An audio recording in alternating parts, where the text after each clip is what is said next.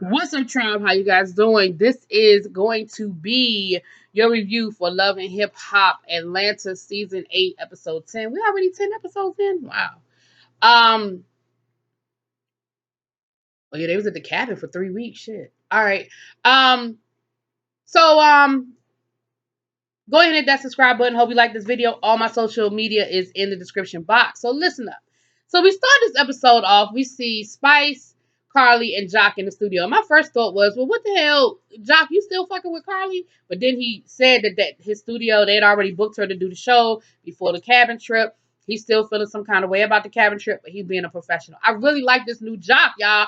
Please don't disappoint me, Jock. Please don't do no dumb shit, because I'm really liking this new Jock. I'm really buying it. I know, I'm buying it, though. You got me, Jock. I really believe this is who you really have become, man.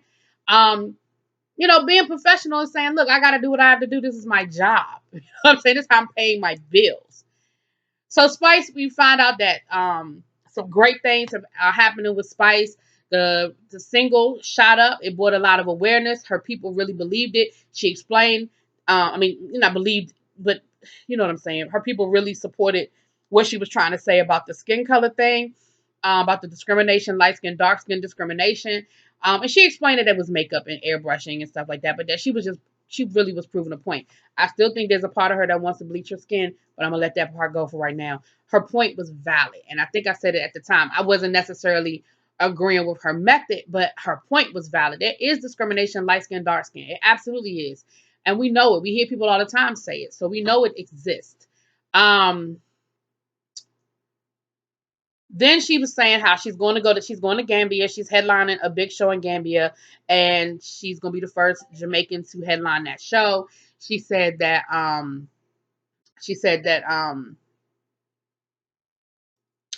she's going to be doing a show in Trinidad. No, is it the Trinidad show? That's the big show in Trinidad. I think it's the big show in Trinidad. But she's going to be headlining the show in Trinidad, and because of the overlap between her going to Africa and then her coming back to Trinidad, she said everybody is coming. She negotiated that. Well, Mona negotiated that the whole show could come, and that Carly will be hosting it in her absence until she gets there from Africa. So she asked Jock if he going. Jock was like, "Yeah, no, we good, we good." He said, after the drama at the cabin, I'm cool. And Spice was like, really? Now, let me tell you something. Them damn Chanel sunglasses that Spice had on was every fucking thing. I love those things. Those things were beautiful. Okay? I don't know how much they cost. I'm sure they cost a pretty little penny, but they was beautiful. I like them things. But Spice said, look, they went to a commercial break and, Jock explained how things went down at the cabin and how he really wasn't trying to bring his girl around that type of situation again, that energy again. Spice was like, look, it's an all expense paid trip to Trinidad. I'm gonna need you to figure it out. I'm gonna let you and Carly work this out. And she left. He was like, whoa, we not done with the show. Spice was like, oh. And then Carly gonna sit there and act indignant, like she don't understand why Jock feel the way he feel. Anyway. Some great part of this episode, we saw Scrap was doing some work with New Life Baptist Church with Pastor Jamal Bryant. I know Jamal Bryant from up here in the Baltimore area. He gets a lot of criticism for, his extracurricular activities, but as a church organization, he did do some great things in Baltimore. And it looks like he's doing some great things down there in Atlanta. I ain't gonna say nothing bad about Jamal Bryant because Jamal Bryant raised money for Bennett when we were trying to raise money to save Bennett, and then he challenged other black mega churches to do the same. So he dropping off checks to my alma mater to try to save it from closing. I ain't got nothing to say about Jamal Bryant. Well, I do have one thing to say about Jamal Bryant, but I get there in a minute. But Scrap helped him. Jamal Bryant. I think they did it again for Mother's Day. Raised money to raise bail to get nonviolent offenders out so they could come home for the holidays, because this is around Thanksgiving, Christmas time, I believe. And then he brought them back to the church so they could get their hair done, their makeup done, and get themselves presentable before they went home. And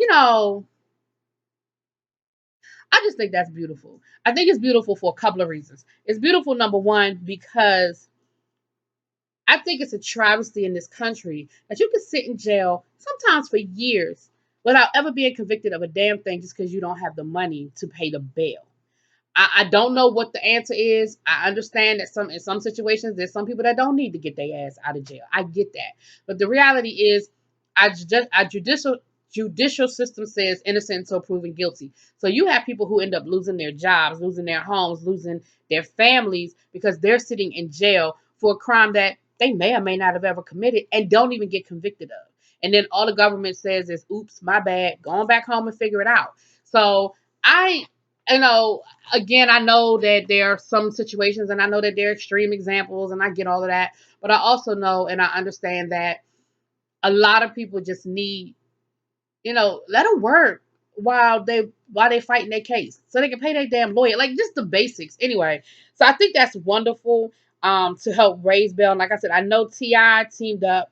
I don't know if it was the same organization around Mother's Day to get a lot of mothers out. I think it was like 100 and something mothers out of jail who were who were on bail for nonviolent offenses so they could be home for Mother's Day. And to bring them back to the church and say, look, and we're going to clean you up and let you get a haircut, let you get some makeup done, let you get your hair done before you go back to your family. Again, I just think it's absolutely a wonderful, wonderful thing. We see, like I said, Scrap said it was a no-brainer for him once he heard what Jamal Bryant was doing, and he wanted to work with him. And so we see that they built an alliance he had, and he called his friends in. He called Akbar was there. He called his brother was there. Sierra was there doing the makeup. And again, she said when she heard about what was going on, she really wanted to be there. She absolutely supports something like that. I have a lot of respect for Sierra as well. Sierra is really, when she first came on this show, I really wasn't sure. She came in with the storyline with the boyfriend, and I mean, we knew she had the glam shop, which is a big, very successful business in Atlanta. But then you see, if you follow her on social media, you see that she's expanded herself and she does classes and she, does different things. And she said that she's a millionaire. She'll be 30 in like 2 weeks. And she said her goal was to be a millionaire before she was 30. I can't be mad at her hustle. And even if she ain't quite a millionaire, she's definitely a self-made woman, and I can respect the hell out of that. Anyway, and she also said she's going to be putting together some sort of nonviolent thing. She asked Akbar to be a part of it. And she asked Akbar if she'd be willing to sit down and try to clear the air with Tokyo and with Spice, because she was like, look, I'm friends with all of y'all, and what I'm not going to do is be in the middle of no bullshit. And, Akbar was like, oh, so you feel like you in the middle of something? Well, I don't know. I'll have to think about it. I'll think about it. So, whatever. We'll see how that goes down later on in the episode. What was funny, though, is at one point, Scrap went in the back and talked to Jamal Bryant, and the conversation was real weird. I don't know if it was edited down to just show this one little snippet or if it was just an awkward scene anyway. But Jamal Bryant was like, how you doing, brother? And he said, well, what'd he say? He said, I'm gonna leave you somewhere with something my father told me. He said, what'd he say? Either you gonna be, damn, I lost it. Either you gonna be basically either you're gonna be okay or you're gonna be the end or something like that. Damn it, what did he say? But then Scrap was like, what? Hold on, I gotta remember what he said because it's important. Hold on. I gotta remember what he said. Hold on. Okay, so he said that his father gave him a principle. Do you know the difference between being complete and being finished? And of course, Scrap was like, what? What you mean? And he was like, well, my father told me if you find the right woman, then you are complete. You find the wrong woman, then you are finished. Jamal Bryant, don't you never talk about women. Now I'm with you. I'm gonna support you because, like I said, you raise money for Bennett, and I will always be respectful of that. And you challenge them other mega churches that brought in more money for Bennett. So I got you, boo. But don't you never give nobody advice on women. That's not your ministry, okay? You might have a lot of great things in your ministry, but that is not it. That is not it. Okay? All right. That's all I'm going to say about Jamal Bryant. Now, we see where Shay Mack shows up at Shakana's house at 3 o'clock in the morning. Now, girlfriends know that when your girlfriend call you at 3 in the morning or knocking on your door at 3 in the morning, 99.9% of the time it's a man issue, okay? Because if they need to borrow money, they call you in the morning. If the kids is acting up, they can hit you at work, text you. Junior pissing me off, right? If a woman, your girlfriend hit you up at a crazy hour of the night, right? It's a man issue. Shay Mack then came home and found condoms in the house. She said, look, we don't use no condoms. You look, guys, and I'm sure, this might be a Mona thing, but let me just give y'all a second, give y'all a minute. Guys, the fastest way that y'all get caught is dumb shit like this. Okay? If you know that you and your wife, girlfriend, significant other, do not use condoms,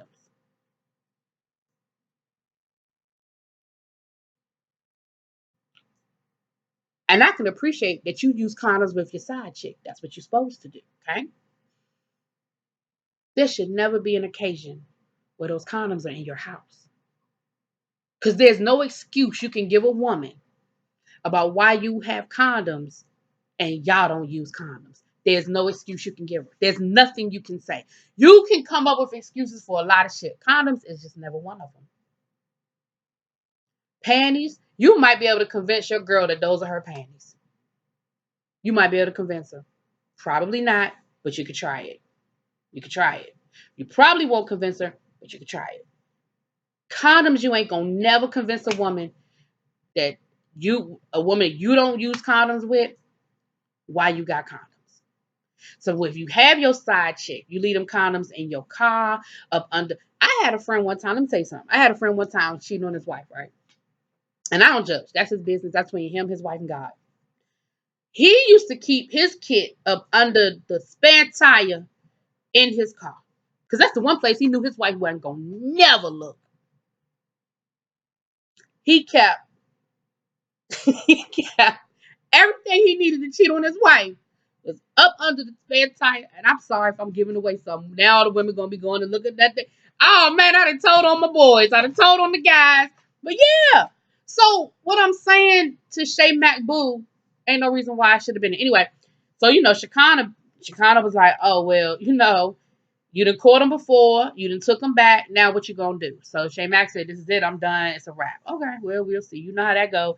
Women, we've been there too. It's a wrap until he throw that thing on her again, and then it's a whole nother conversation. But all right, we're gonna see. Jock goes to hang out. He goes to see Kendra. Kendra said, look, I want to go to Trinidad. I heard y'all on the radio. What's up with the Trinidad trip? And Jock was like, well, I didn't think that was a good idea, with Carly or whatever. She said, look, I ain't tripping off of Carly. I want to go to Trinidad. She said, plus, I don't think your friends got the best impression of me the first time around. I need to show them that that's just not who I am. I'm not no hood rat type chick, and I need to get them a better impression of me. So he was like, all right, cool. We can go to Trinidad. So we setting that up for the Trinidad trip. Then they at the salon. All the ladies at the salon getting their hair done, whatever. Sierra is there telling them the whole situation with Pooh, and Mimi's telling them what went down last week at the little get together for Pooh, and Tokyo, Shekinah told Tokyo, she was supposed to be having a recording session with Shay Max Boo, her boyfriend. And she said, look, keep go on and keep that session because I got to show up. I got some things to talk to him about. Tokyo was like, whatever, the studio time I already paid for. So, it don't do me no good to cancel the session just because, he cheating on her. All right, that's cool. You let me know how you want to carry it. So Mimi was like, look, I just feel like y'all can work this all out. And Sierra was like, ain't nothing to work out. Pooh was trying to get with my man. I got beef with Carly too. They basically getting them all caught up on what everybody was doing everywhere else. So here come Miss Pooh walking in the door. Now, Pooh's supposed to be coming in there to apologize to Sierra. Somewhere in the middle, she ended up calling Sierra a bitch. Mimi was like, Pooh, you were supposed to come in here to apologize. And now you're calling the girl out her name. Like, you're not doing yourself no damn favors. What is your problem? And so Pooh and Mimi end up hooking up later on. Oh, I'm sorry, before rewind. Let me tell you something. Shekinah, y'all know Tokyo is Tokyo is so when she got ready, when Pooh got a little out her pocket a little bit too much with Sierra, who jumped up and was like, ho, get your ass up out of here. Like, I'm gonna need you to get it together and you get your ass up out of here. You know who that was. Miss Pooh. Hold on. So anyway, like I said, Tokyo, they had to break it up because Tokyo was going to whoop that bitch ass. But anyway, that didn't go too well. That didn't go too well at all. Um, Rashida and Kurt and their daughter and the baby. They've been using the daughter as the go between Kurt and Jasmine. Now I got a problem with this, and I agree with the daughter. The daughter went to go pick up the little baby, and he's sick. And Rashida was like, "Now is he really sick?" And they opening up a new business. They opened up a new restaurant. She was like, "Is he really sick, or is he throwing up sick?" And the daughter was like, "Look, I'm tired of being in the middle. Y'all need to be fucking adults and be able to have a conversation with each other. If y'all gonna co-parent and raise each other up and raise this baby together, then y'all need to figure out a way to work together." She was like, "I'm really tired of being in the middle." And Kirk was like, "But I mean, that's what you signed up for." No, the fuck she did. Now, last year she inserted herself, and she probably shouldn't have. But at this point, everybody's adults, and Rashida done forgave you. Rashida knows a baby involved, and Rashida is not stupid. She understands that there has to be some communication between you and Jasmine. And if she doesn't understand it, then she should. Because at the end of the day, you can't spend this baby ain't even 3 yet. You can't spend the next 15 years not speaking to each other. Like, that don't even make sense. Now, and she said he told me, "So I promised Rashida I wouldn't have contact with her." Well, that was a unrealistic promise you made to Rashida. I know you was trying to get back in. I know you was trying to save your marriage, but that was an unrealistic promise to make her, because there's no way in the world that you're gonna effectively co-parent and never talk to each other. Like, that's ridiculous, and it's not fair to ask your daughter to be put in the middle. She's a child. I mean, I know she's a young adult child, but she's a child. And she didn't make that mess. She didn't make that bed. She ain't got a fucking lie in it. So y'all need to figure out a way to co-parent for the best interest of, what's that boy named? Kato, Cameron, whatever that little boy name is. Okay? So I don't know where that storyline is going. I don't know what the situation is, but that's about to be an issue, and y'all need to fix it. So Tokyo goes to the Tokyo goes to the Tokyo goes to the um I'm sorry, I said that 3 times already. To the studio session with old boy. And Shekinah rolls through there. And now, this way I'm gonna say Shekinah out of pocket. Shekinah rolled through there and started questioning him about the condoms and Shay Mack and all this other stuff. And he even said to her, he said, "You act like this your relationship." Well, I mean, she waking me up at 3 o'clock in the morning out my beauty sleep. It is my relationship now. She done brought me into it. And you got condoms, and you fucking side bitches in my girl house and this, that, and the other. Shekinah, you out of pocket. That ain't your business. I know that's your friend. I know you want to defend your friend. I know you want to support your friend, but that ain't your business. That's between him and her. It got nothing to do with you, boo. Nothing to do with you. But I get it. And and he basically told her that, and then she said, "Well, it don't even matter because I'm only here to let you know, as we speak, she moving out the house."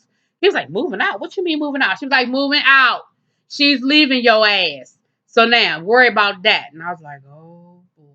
So really, she was a diversion so Shay Mack could get all her shit out the house, which is what she ended up doing. She ended up moving her shit out the house. All right, this is running long because I've been talking a lot. See, I'm feeling better. Got a lot to say. Um, so Carly and Memphis Mo, and that his name Arkansas Mo. Why I want to keep calling that man everything but his name? Arkansas Mo. They done moved into their own house. He was like, "So what you gonna do with your house?" She said, "Well, I guess I'm gonna rent it out." He was like, "Hold up. That ain't really fair. I sold my house so we could buy this house together, and you gonna rent your house?" He was like, "And do we really have time to keep up with that? You got to keep up with maintenance. If something break, you got to be running back and forth. We got to worry about renters and people paying the mortgage and stuff." And she was like, "I mean, I guess you're right. You got a point. Well, we'll worry about that later." That sounded like a conversation y'all should have had before he sold his damn house. How about you should have already known what she was gonna do with her house before you decided to sell yours? But okay. Um. Then she was telling him that she got Pooh's husband to admit that he lied, that Pooh was lying about the threesome. Now, she played a tape back, and she was like crying, fake crying, and she was like, "My daughter has really been hurt by this. She really looked up to you, and my daughter really believes these things that Pooh was saying." And she got the husband on the phone saying, "Nah, nah, nah, nah, nah, nah." I didn't hear him say it didn't happen. I heard him saying, "Nah, nah, nah." Like, that could have been taken any kind of way. Like, if I'm listening to that, I need to hear him say, "Girl, ain't nothing go down with us like that." That would have made me be like, oh, okay. But him saying, nah, you using your daughter, you crying, like, I don't know, Carly. I don't know. And then later on, he talking to Pooh, and he like, she got me on speakerphone. Pooh automatically knew what was up. Pooh said, so she used her daughter to try to get you to. She said, of course you're not gonna say it really happened with her daughter involved. Like, of course you don't want to admit that. Like, we keep our business private. Carly know what the fuck went down. So Mimi had invited Pooh to come to when her and Pooh hooked up later on. She had invited Pooh to come to Trinidad. Y'all already know that's a setup for a bad idea. And she's like, well, I just think, you and Carly have been friends for so long. Maybe y'all could just work this out and y'all can make up. And her husband even said the same thing. He was like, you and Carly, y'all make up, y'all break up, y'all be friends again. He was like, I told you before. Basically, he was like, I told you before you started this show. Everybody wasn't gonna like you, and you can't worry about that. Everybody don't know the Pooh that I love. Everybody don't know who the Pooh that you are. But she sort of set up for what it was. So now, where she was thinking about maybe trying to reconcile with Carly in Trinidad, she back on that bullshit. So y'all already know what's getting ready to go down in Trinidad. Y'all already know what that set. I mean, you saw that setup coming a mile away anyway. Last but not least, to sit down with Akbar, Tokyo, Spice, and Sierra. So Akbar shows up. Tokyo sitting there. Spice came in later. Tokyo sitting there, and Akbar was just like, it was just a song. They thin skinned. They can't take a joke. Whatever, whatever. Tokyo's thing was, look, we ain't gotta be beefing, but we ain't friends. Like, it is what it is. Like, I just don't. Because her thing was, I'm only here because you asked me to be here for real. I don't really care about making up with this chick or being friends with this chick. And of course, Akbar rolled in with an attitude. So it seemed like they had come to some sort of happy medium, like not friends, but not beefing type thing. And then Spice shows up. So Akbar's thing was, what was your beef with me? Like, I could somewhat understand where Tokyo was coming from, but what was your beef with me? And she was like, well, because that line you said about, I grew here, you flew here. She said, well, I flew here, so I took offense to it. Akbar gonna say, did you fly on Delta? Why they all bust out laughing? Tokyo just started laughing like that's some corny shit. And so Spice was like, yep, I fly on Delta. I fly first class on Delta. And what? So then Akbar starts going off. And you know what Akbar did? Akbar called her a bitch. Now, did we not learn from last season how Spice feel about that word bitch? We know how Spice feel about that word bitch. Do we not know how Spice feel about that word bitch? And Spice told her, I don't like that word bitch. Akbar said, I don't give a fuck what you like. Spice started taking her shoes off. Here goes security. We're going to need you to put your shoes back on. Here she go. Oh, you going to take my shoes? You going to take my shoes from me? Sierra was like, she always take her shoes off. It's okay. She don't always take her damn shoes. When she going to throw them at somebody. So, Akbar get to going off again. Akbar called her a bitch again. So now Spice jumping across the table. Because you ain't going to get but one time to call Spice. She told you don't call her no bitch. She done said it. So she called her a bitch again. She go to jump across the table. Security break them up. They get to arguing again. She go across the table again. Now they breaking them up and they pulling them apart and they pushing Akbar out the door. Akbar talking about fuck all of y'all and fuck you too, Sierra. Sierra was like, fuck me. Like, I'm trying to get y'all to be cool. How the fuck? Why y'all to be fuck me? Here go Tokyo. So y'all want to hear my new song? Tokyo was so unbothered by the whole situation. Cause see, Tokyo's thing was, if we're gonna be beefing, then let's square up, let's beef. But I don't do that. I don't do that passive aggressive shit. I don't do them subliminal messages. If we beefing, let's be beefing. And I'm with you on that one, Tokyo. Let me know where the fuck I stand. I ain't got time for all that bullshit. I ain't got time to be playing games. But anyway, so that was the episode. Y'all let me know what y'all think. It was a little long-winded, but my bad. Let me know what y'all think. Peace.